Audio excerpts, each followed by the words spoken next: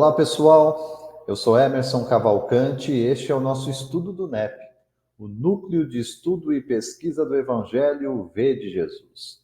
Nossos encontros aqui sempre às segundas-feiras, às 20 horas. Fica o convite para aqueles que ainda nos acompanham, tanto pela página do Facebook quanto pelo canal do YouTube. Basta digitar NEP V de Jesus, curtir a página no Facebook, se inscrever e acionar o sino de notificações no canal do YouTube para receber as atividades semanais de divulgação do V de Jesus.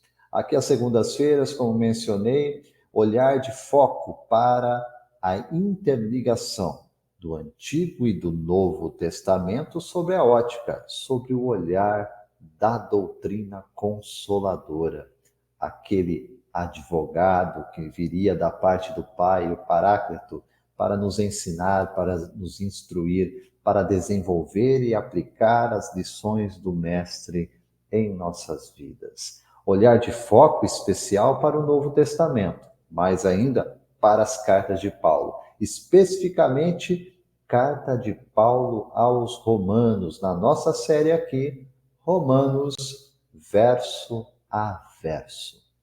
Hoje a nossa reflexão finaliza o segundo capítulo da carta aos Romanos, no verso de número 29.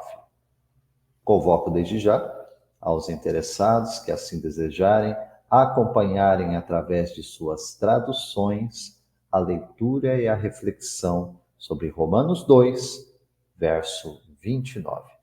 Como sempre faço uso aqui duas traduções, a primeira em João Ferreira de Almeida, o texto Ensino do Apóstolo Paulo é o seguinte: mas é judeu o que o é no interior, e circuncisão a que é do coração, no espírito, não na letra, cujo louvor não provém dos homens, mas de Deus. Na tradução agora na Bíblia de Jerusalém, Bíblia Católica, encontramos o mesmo texto, né? Verso 29 aqui do capítulo 2, a seguinte tradução: mas é judeu aquele que o é do interior, e a verdadeira circuncisão é a do coração, segundo o Espírito, e não segundo a letra. Aí está quem recebe louvor, não dos homens, mas de Deus. Em ambas as traduções, mantém-se o sentido da passagem. Lembrando o contexto, esse capítulo 2, que hoje finalizamos, né, da carta aos Romanos, Paulo está fazendo uma reflexão sobre o relacionamento dos judeus com o Deus de Israel, o Deus de Abraão, de Isaac, de Jacó, o Deus único que fora revelado inicialmente aos patriarcas, começando por Abraão, e que depois recebera no trabalho de Moisés e os profetas um detalhamento maior sobre essa expressa vontade dele diante da sua criação e, de forma mais direta ainda, diante da criatura que ele criou e lançou a este mundo com o objetivo, com a razão de ser, de administrar a criação em seu nome. O gênero humano, o único que é capaz de buscá-lo, de entendê-lo através de seu pensamento e manifestá-lo através de suas ações, estes somos nós. Eu, você, os nossos antepassados, aqueles que vieram antes, que virão depois, no olhar da doutrina espírita, no seu entendimento, na sua proposta de anunciar a diversidade, a multiplicidade das existências, a pluralidade das existências pelo princípio da reencarnação, sabemos que vivemos no passado. Estamos aqui no presente, preparando as vidas futuras. E nesse processo a que todos estamos submetidos com o único objetivo de cumprir a proposta que o próprio Jesus deixou para nós: sede perfeitos, como perfeito é o vosso Pai Celestial. Sendo essa, portanto, a proposta. Sabedores que somos. Quais são as dificuldades da jornada, da caminhada? Muitas, não poucas vezes. Muitas vezes, para domar más inclinações, uma única que seja nessa existência. Sabemos dessas dificuldades? O que dirá com relação a tudo aquilo que num processo de autoconhecimento devemos buscar, que devemos reformular dentro de nós? Por isso, o olhar de atenção na doutrina é sempre para a reforma íntima, para a transformação interior, assumindo a nossa responsabilidade individual diante dos meus pensamentos, diante dos meus atos, diante das minhas palavras.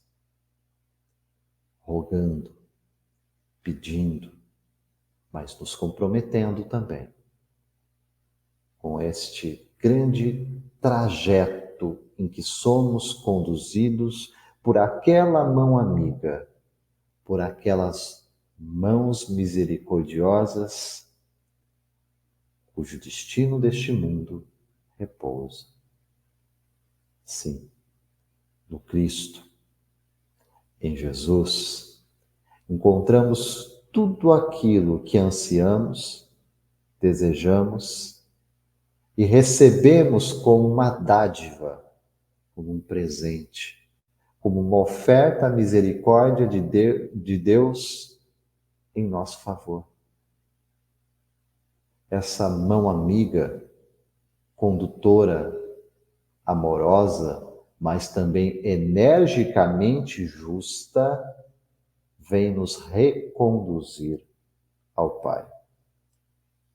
Quando eu olho para esse verso 29, eu percebo que há uma afirmação contínua que percorre toda a mensagem do Evangelho, das Escrituras, da primeira à segunda revelação, com repercussões e aplicações muito claras aqui para a atualidade dos nossos dias. Veja o que Paulo está ensinando. Mas é judeu aquele que o é no interior. Veja que Paulo não está aqui apelando para as diferentes etnias. Não está dando nem um valor maior, nem um valor menor à condição de ser judeu. Antes, está ampliando, multiplicando para nós o entendimento e significado do ser judeu. E aqui, simbolicamente, sim, Paulo está olhando para o ser judeu como aquele que recebera aquela luz do processo pedagógico que menciono tantas vezes aqui, que começando por Israel, tende a derramar-se pelo mundo inteiro, porque somos nós também, ainda que não nascidos em Israel, ainda que não judeus na carne, somos nós pertencentes a esta família espiritual, descendência, posteridade, como anuncia Moisés no livro do Gênesis, capítulo 15, verso 5, e como Kardec, em O Evangelho segundo o Espiritismo, no capítulo 18, item de número 2, vai mencionar aquele foco de luz que primeiro, chegando a Israel, se derrama para o mundo todo para triunfar do paganismo e dar a Abraão posteridade, descendência tão numerosa como as estrelas do firmamento. Ora, eu olho para o texto em Romanos e eu percebo o quanto isso amplia o nosso olhar para a vida. Vamos parar de dividir e separar pessoas. Pertence a esta ou aquela nação? É povo escolhido ou não é povo escolhido? Raça, condição social, é homem ou mulher? Quais são as suas preferências, de qual ordem for? Tudo isso, absolutamente tudo isso, é secundário diante de um chamado, diante de uma vocação que está acima de todas as coisas. A convocação dessa boa nova, dessa boa notícia, deste evangelho que ora aqui tanto falamos, que é este fato único da presença de Jesus conosco e da sua não ausência em nenhum momento da história, antes de Cristo, depois dele e hoje ainda, com ele, até a consumação dos séculos. Somos essa grande comunidade de espíritos imperfeitos, sim, mas todos nós, debaixo da tutela daquele bom pastor. Aquele que nos dissera que daria, como deu, a sua vida por nós, porque nos ama. Mas porque nos ama, também nos corrige. E por isso, o texto aqui em Paulo, na carta aos Romanos, nesse verso 29, encerrando o capítulo 2, mais uma vez, é um chamado de atenção, é um alerta. Reafirma o apóstolo. Mas é judeu aquele que o é no interior, e a verdadeira circuncisão, lembrando a circuncisão, né? Falamos aqui nos estudos anteriores, aquela marca de corte que se fazia no prepúcio, no órgão genital masculino, para mostrar o pertencimento ao povo eleito, ao povo escolhido. No caso aqui, falando de Israel. Olhando sobre o aspecto cultural, religioso, de adoração da religião hebraica. Mas isso tem uma extensão e que abarca a todos nós quando Paulo está dizendo que é judeu aquele que o é no interior e que a verdadeira circuncisão não é externa. A verdadeira circuncisão é do coração, segundo o Espírito e não segundo a letra. Aí está quem recebe louvor, não dos homens, mas de Deus. Essa é a busca, essa é a intenção, esta é a razão de ser. Porque se eu estou preocupado com outros olhares, se eu estou preocupado com outro tipo de recompensa, Jesus já dissera inúmeras vezes no Evangelho, já recebeste a tua recompensa. Se ela vem dos homens, ela tem um limite, ela para por aqui, não vai adiante. Não dá frutos, não tem repercussão na vida eterna, na vida do Espírito, da onde viemos, para onde retornamos, a nossa verdadeira casa paterna.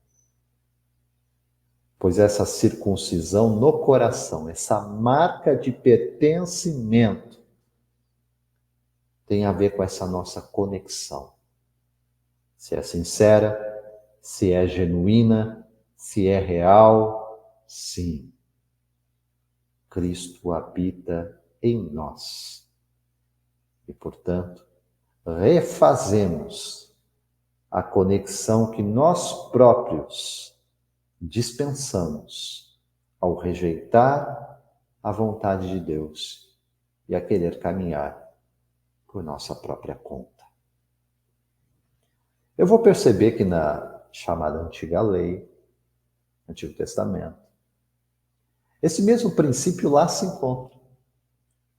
Eu vou aqui mencionar para vocês uma referência preciosa que nós encontramos nas tradições deixadas por Moisés, registradas no livro de Deuteronômio. Significa apenas segunda lei, é um livro de recapitulação das leis mosaicas, da primeira revelação. Capítulo de número 30, verso de número 6, o profeta anuncia o seguinte: Yahvé, teu Deus, desimpedirá a tua alma como se circuncidasse teu coração e as entranhas da tua descendência, para que aprendas a amar o Senhor teu Deus com todo o amor do teu coração, com toda a vontade da tua alma, e vivas plenamente. Olha que texto lindo, não? Que princípio norteador. Evangelho, gente, evangelho puro. Dentro do Antigo Testamento, sim, porque Jesus já estava lá. É a grande mente que dimensiona todos os profetas, semeando, preparando a terra para a sua vinda presencial, para a sua encarnação.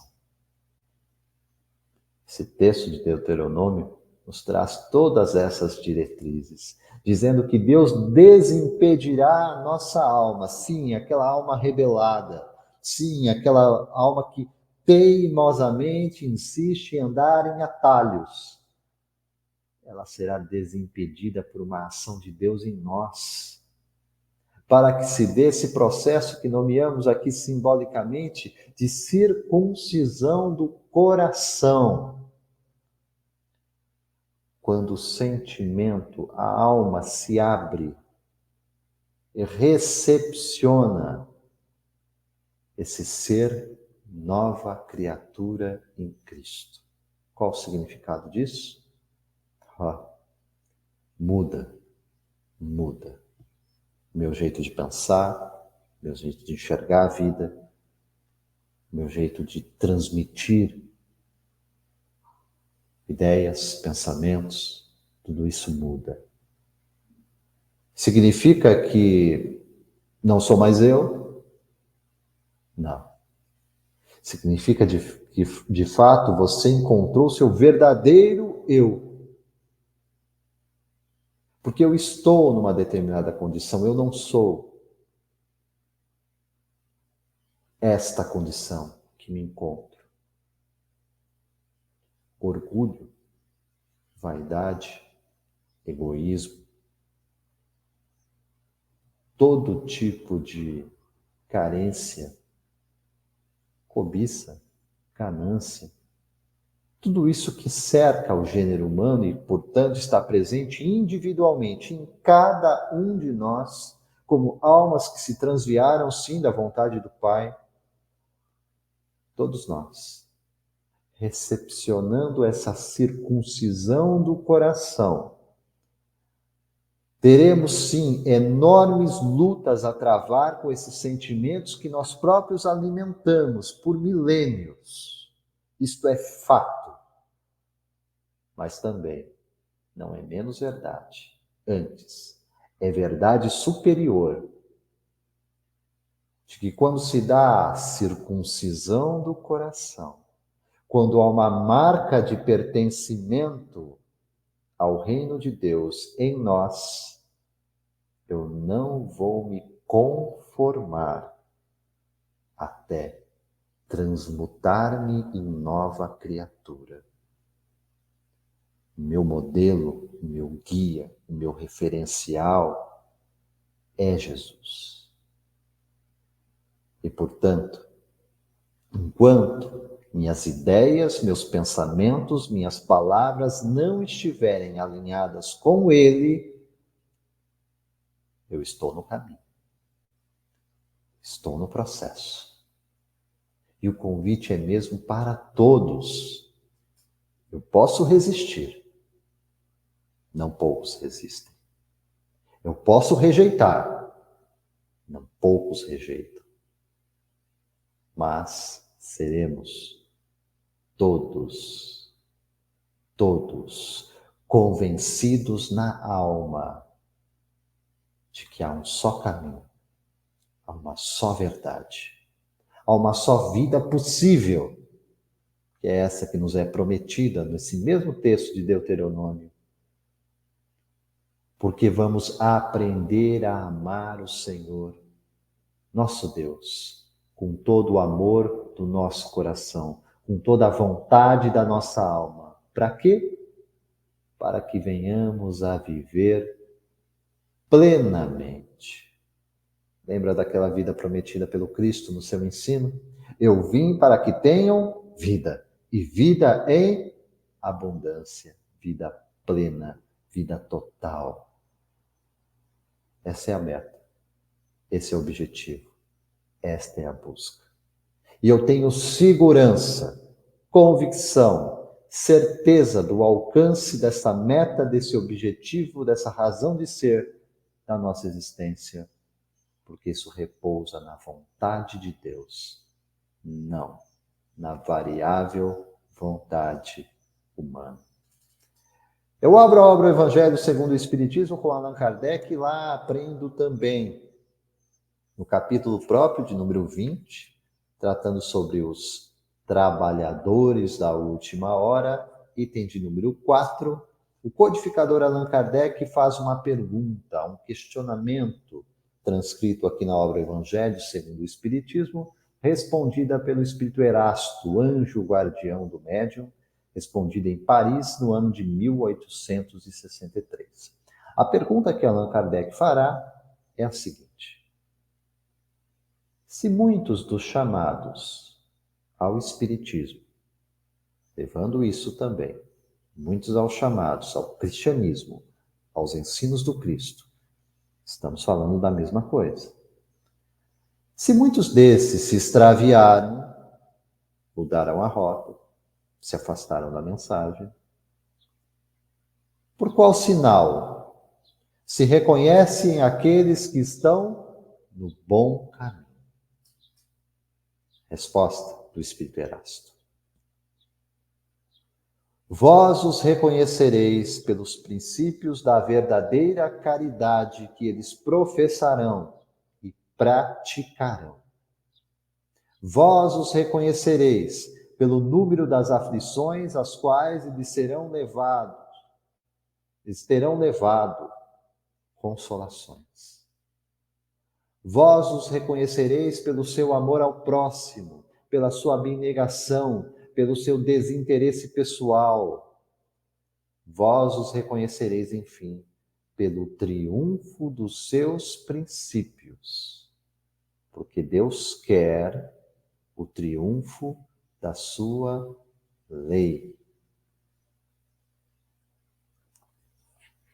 Amados, para pensar, se Deus quer o triunfo da sua lei, e a sua lei está aqui sintetizada: amor, justiça e caridade. Há uma outra via que devamos buscar? É bem fato, não somos ingênuos, sabemos em que mundo vivemos e de que forma é construída, né, a ideia de estar aqui na Terra, e vai em oposição a tudo isso. Total oposição. Enquanto o discípulo do Evangelho professa o amor,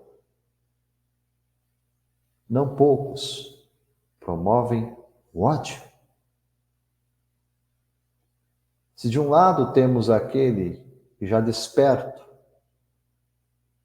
sabe que há uma lei suprema e que essa lei suprema não comporta injustiça, eu sei que a justiça, o respeito ao direito de cada um, sem lesar nenhuma parte, dentro do padrão mental estabelecido por Deus, na distinção que devemos fazer continuadamente do bem e do mal, entendendo o bem como tudo aquilo que está conforme, de acordo com a lei divina, e o mal, tudo que dela se afasta.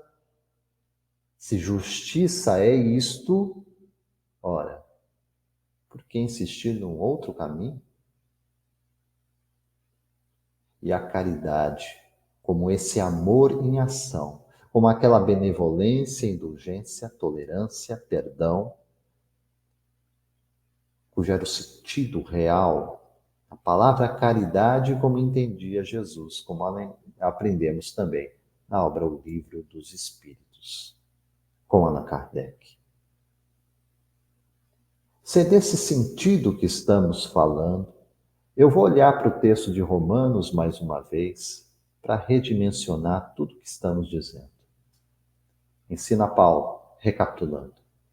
Mas é judeu o que o é no interior, e a circuncisão a que é do coração, no espírito, não na letra, cujo louvor não provém dos homens, mas de Deus.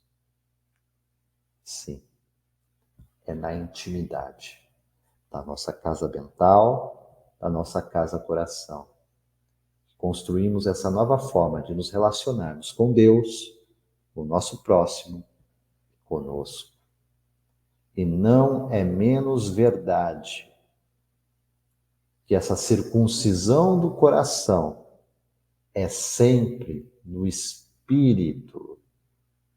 Porque quando nos apegamos demais à letra, no sentido de uma rigidez espiritual, que não olha para além das linhas, mas que sabe sabiamente compreender as entrelinhas da existência, sim, seremos mais benevolentes.